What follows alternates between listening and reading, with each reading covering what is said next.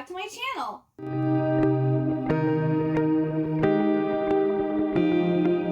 Today I am going to be doing the 20 questions tag.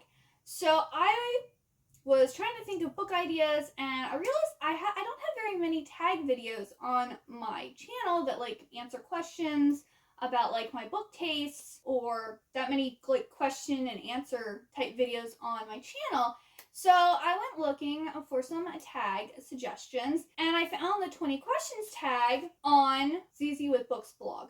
And she apparently had been tagged by someone else to do this, and she doesn't know who the original creator is. Therefore, I don't know who the original creator is either. If you know who it is, please let me know down in the comments and then I'll add it to the description box. But until then, I don't know who originally created this tag video. But this is basically 20 questions asking kind of about my book preference. So let's get into it. So the first question is, how many books is too many books in a series? This, I want to say 6 books is a good, if it gets more than 6 books, it's a little excessive. Unless they're like spin-offs or sequel series. So like, for instance, the Mortal Instruments series. The Mortal Instruments is 6 books. And then you have The Last Hours, which is 3 books. You have The Dark Artifices, the Infernal Devices, and those are all trilogies. So even though there's tons of books in that series, they switch it up and they have different characters. Like Vampire Academy did that. I think there's like 6 books in the original and then like 6 in the sequel. So that I'm fine with. But like 6 books with the same characters, I think should be the max. Once it gets to be more than that, I feel it's a little excessive. But I'm all for spin-offs and prequels and sequel series. I just don't want the, like House of Night is like 12 books, and like the same girl, Zoe, is the main character for all 12 books. And there's like the same essential bad guy in all 12 books. And it's just like, can we please defeat the bad guy already? I still have the 12th and final book to read because it just kept on going and going and going. Second question, hardback or paperback? This is another like, if it's around 300 pages or less, I prefer hardback. I also prefer hardback if, for like display purposes, they look better on a shelf. They also don't get damaged as easily. They're more sturdy. But if it's over like 300 pages, I kind of want a floppy, like big paperback book, because hardback books can get really heavy and then like you're holding and reading it and like it hurts your wrists. I know a lot of times if I have like a nice hardback book and I'm like, this is gonna be too heavy for me to hold and read, I get the ebook and I read the ebook and then I have the hardback on like my shelf. It all depends on the size of the book and what I want it for. If I'm just, reading it for enjoyment, paperback's fine. But if I want to have it displayed on my shelf, I would prefer to have a hardback copy. Question number 3, my favorite book. This I've actually answered previously and talked about a lot, and my favorite book is A Little Princess by Frances Hodgson Burnett. This has been my favorite book since I can remember. It's about Sarah Crewe, who grew up in India, and then her dad puts her in Miss Minchin's seminary school for young ladies, and she's basically like the wealthiest child there. Her dad tells Miss Minchin to give her pretty much everything she wants. She has her own room, her own maid, her own pony and carriage. She has a beautiful doll that has a wardrobe with as many clothes as she does. And she has muslin and silks and satin and all these things that the girls crave. And then unfortunately on her 12th or 13th birthday, she finds out that her father has died and he's left her nothing. And so now she's forced to work as a maid and tutor at Miss Minchin's school. And of course Miss Minchin's terrible to her. She acts like it's Sarah's fault that, she has such expensive taste, and, Miss Minchin had to shell out all this money that she was expecting to get paid back for this big party that was thrown. And it kind of looks at how someone who has everything and then loses everything can still be positive, can still be kind, and treat people with respect, and also have the respect of others because of their personality, and then also end up with a happy ending. So I really love this book. If you haven't read it or even watched the movie, because the movies are all really good too. There's one with Shirley Temple in it. There's one from like the 80s that is almost like 3 hours long. And then there's the one from like 1994 or 95 that is very popular and most people have seen. So I suggest reading this or watching one of those because it's such a beautiful story. It really is. Question number 4 is my least favorite book. I probably have had like books that I haven't liked that I read for like school, but I don't really remember. But the most recent one that I did not like, I started out liking it, and then like the last 3/4 of the book, I was like, no. I was so upset because I was really looking forward to this book. If you're watching my channel, you know what that book is. It is She Who Became the Sun by Shelley Parker Chan.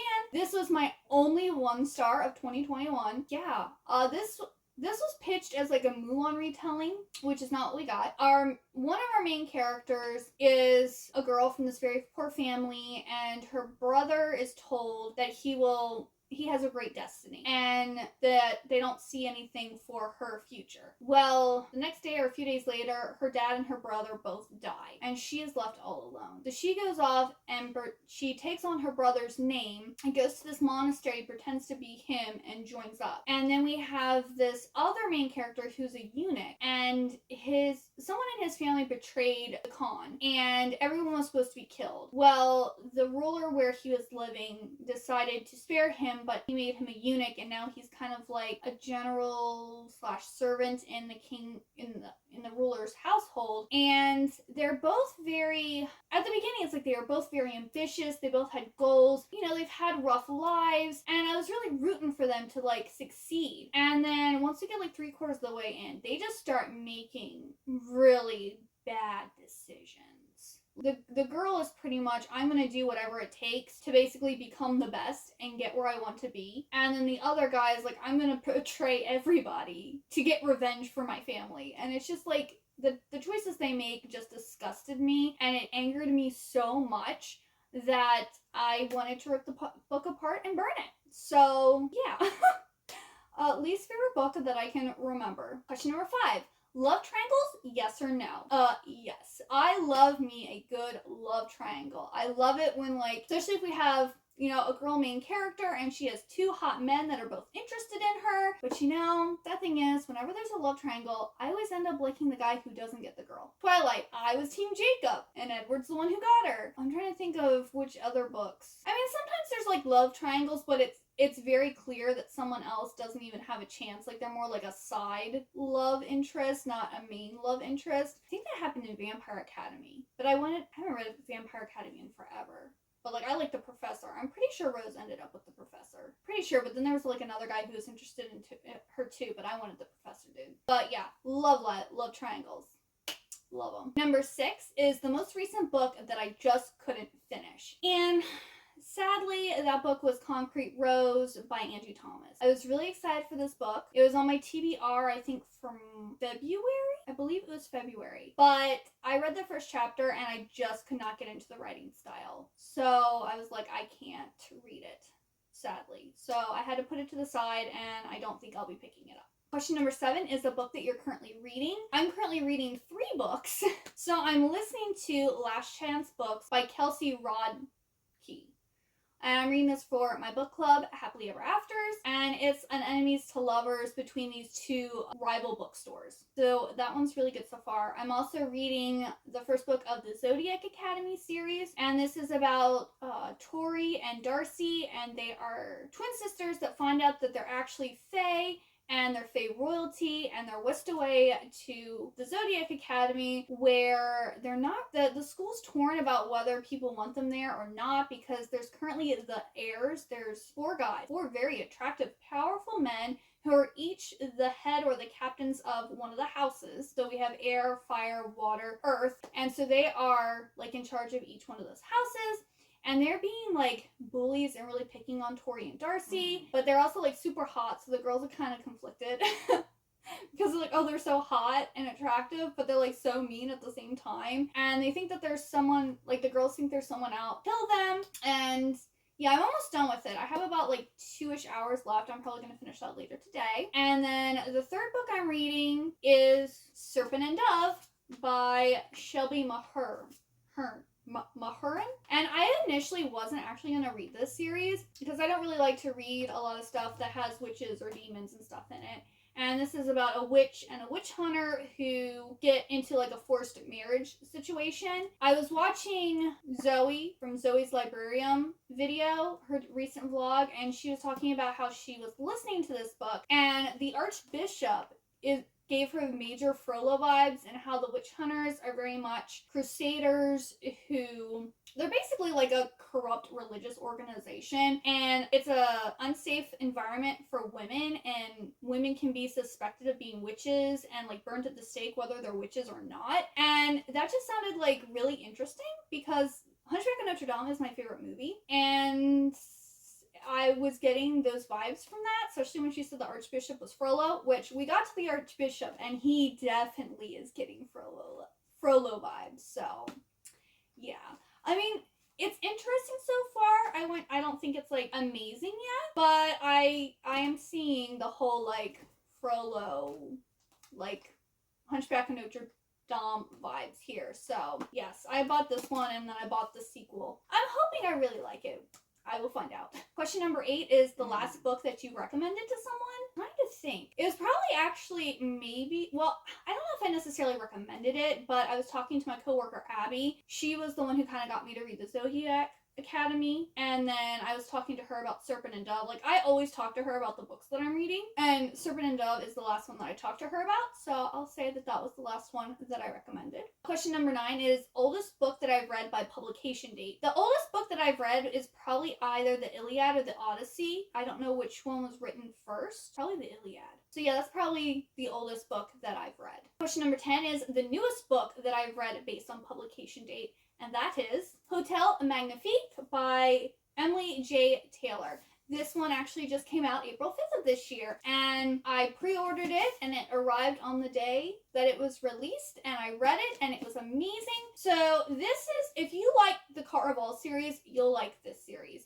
because this is about Janie and Sosa, but Janie's like the main character. But Janie and Sosa are sisters, and they're orphans, and they left their small town to come to Dirk, which is this bigger city, where Janie was hoping that her sister would become like a famous singer. Well, her sister is singing, but she didn't get into like the big, I guess, like theatrical troupe or whatever. She just does like small gigs on the side. And Hotel Magnifique is coming to town, and they are going to be interviewing people for jobs, and they're looking for a singer. So Janie's like, yes, we can go and work at this hotel, we can make a lot of money, and then we can go back home. And Zosa's like, okay, sure. She just goes along with what her sister wants. Well, Zosa ends up getting hired and Janie doesn't, and then Janie meets this bellhop and finds out that he's actually more important to the hotel than, she originally thought.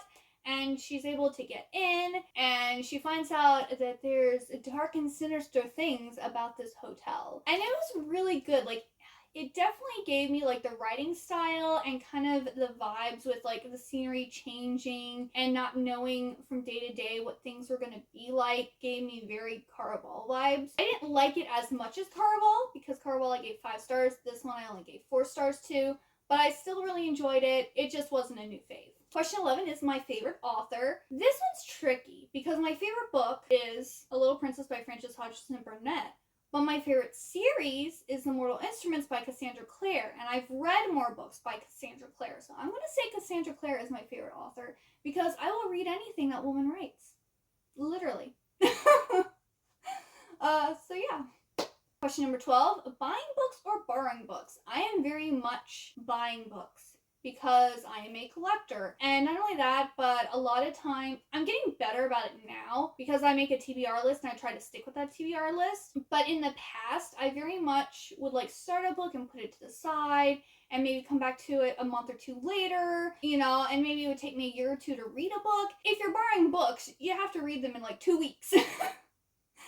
So, and also not only that, but a lot of times if I'm reading a book, I'm hoping that I'm really going to love it and I want it in my collection. So the only time I really borrow is if I'm doing audiobooks, because I'm more so listening to audiobooks for books that I think I'm going to enjoy, but I'm not necessarily going to love, and I don't want to like give it my full attention type of thing, if that makes sense. I'm more about buying my books. Question number 13, a book that you dislike that everyone else seems to love. That's a hard question, because I generally don't dislike books. Like, it takes a lot for me to dislike a book. But I guess I'll go with a book that everybody loves that I'm not interested in. So Harry Potter is super, super, like, I know so many people who love it. They watch the movies, they read the books. I have not watched or read the books. I haven't watched the movies or read the books, and I have no desire to. So, but I can't think of a book that I've read that I disliked that other people really love. Because, I really disliked She Who Became the Sun, but I haven't really heard anyone talk much about that book, except for maybe some people who love military fantasy. So, people love The Spanish Love Deception, and I thought it was okay. I preferred The Love Hypothesis, but I don't dislike it. I just didn't think it was as good as people hyped it up to be. Oh, well, I guess also, recently I read the whole Greenbone saga by Fonda Lee. And, I went to Mel Reed's live show for Jade Legacy, and I was the only one who gave the book a 3-star, and everyone else gave it, a 4.5 or 5. So they all, loved it and thought it was amazing and was, a great ending to the series. And I was just I enjoyed it, but it wasn't anything special in my opinion. I was very underwhelmed. I was told that it was gonna break me and I was gonna bawl my eyes out, and I didn't even shed a tear. So, we'll go with Jade Legacy. That's one. I didn't dislike it, though. I just didn't love it as much as everybody else. But that was a very convoluted answer. Question number 14 is bookmarks or dog ears? Bookmarks. I even have a bookmark jar up there. I'll use receipts. I'll use a tissue, not a used tissue, but I do not dog ear my pages. No. And if I lend you my book, you better not dog ear it. I also don't annotate my books or write in them or anything. No. I like my books to look brand new. So, bookmarks. For sure. Question number 15 is a book that I can always reread. Well, obviously my favorite book, but there's another book that I really, really like. I haven't reread it for many years, but back when I was a teenager and in college, I was reading it every year. It's called Timeless Love. And I forget who it's by. I'll put on the screen who it was by because I can't remember. But it's about this girl, and it's her 15th or 16th birthday, and she ends up taking her parents' car to get some hair dye, and she crashes it, and her parents are really disappointed in her, and her mom gives her this necklace, and it ends up transporting her back to the time of Henry VIII, I think.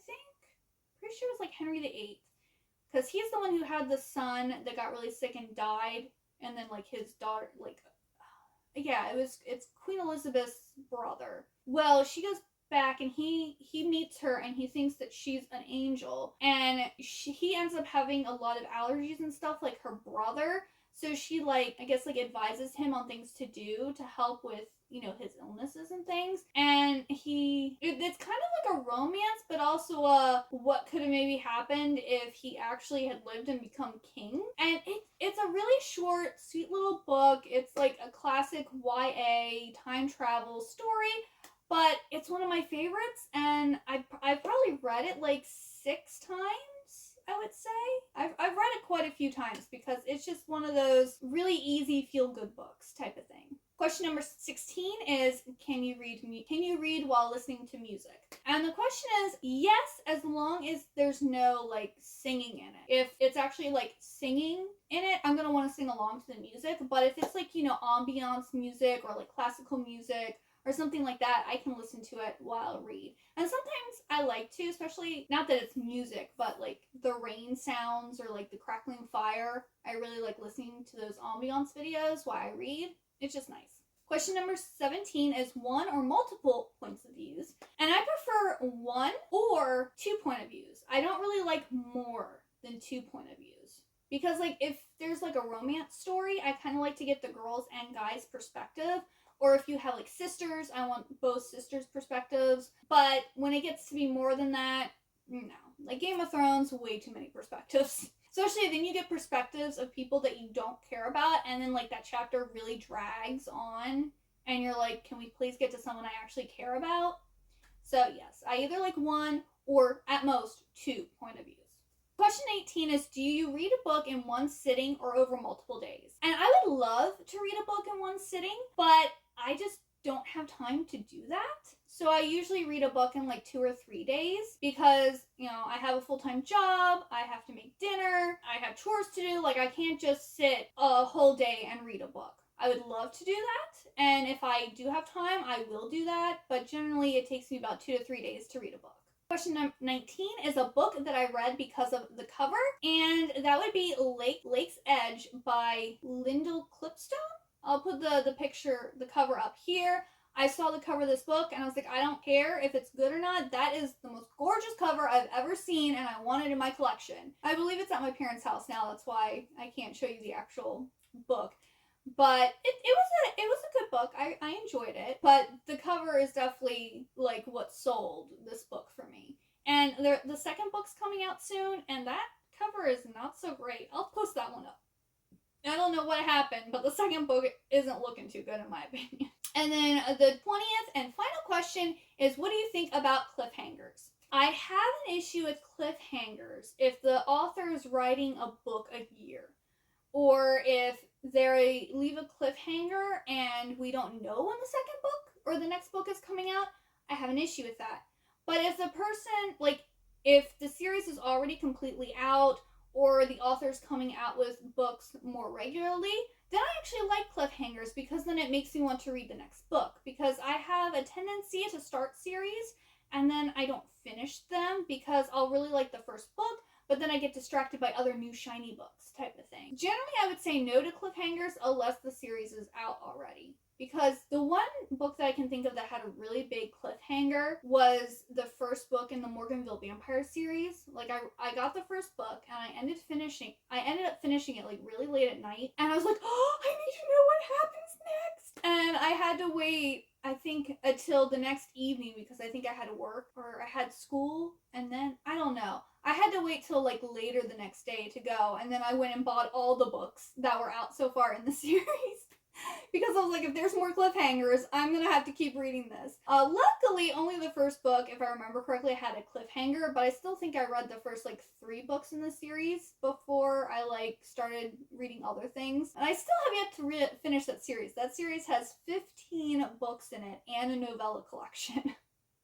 I think I got up to, read the first, 7 or 8 books. So I had, half of the series read, and I need to read the other half. Well, I really hope that you liked this video. If you got all the way to the end, please leave me the vampire emoji, because I actually talked about quite a few books with, vampires in it. So, yes. Also, if you want to, you should do this tag video and let me know so I can watch it. I really hope you have a wonderful day, and I will see you next time. Bye-bye!